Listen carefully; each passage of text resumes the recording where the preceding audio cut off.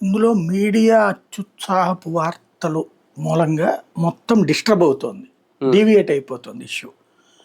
ప్రాక్టికల్గా పాకిస్తాన్ ప్రభుత్వం ప్లాన్ చేసిందా అంటే పాకిస్తాన్ ప్రభుత్వం అక్కడ తీవ్రవాదులకి ఓపెన్ సీక్రెట్ అక్కడ. ఈ వ్యవహారంలో వీళ్ళు పక్కా రెక్కి ఇదంతా మీడియా హైలైట్ చేస్తుంది. పక్కా రెక్కి అనేది ఉంటది. అయితే వీళ్ళు చెప్పినట్టు ముందుగా బండి వేసుకుని తిరుగుతుంటే చూపించారు, పల్సర్ బైక్ వేసుకొచ్చారు, వీళ్ళు తిరిగిన ఆనవాళ్ళు చూపించారు, వీళ్ళు వాడిన గన్నాలు చూపించారు అంటే రెక్కి జరగలేదు. దాంట్లోనే ఉంటది రెక్కి. వాళ్ళందరూ వచ్చి చెయ్యరు. అవును, లోకల్ వాళ్ళని ఇద్దరిని చేర్చుకున్నారు. లోకల్ వాళ్ళు ఇద్దరు ఎప్పుడైతే చేరారో ఆటోమేటిక్ గా వాళ్ళకి ఆ ఏరియా అవగాహన ఉంటుంది.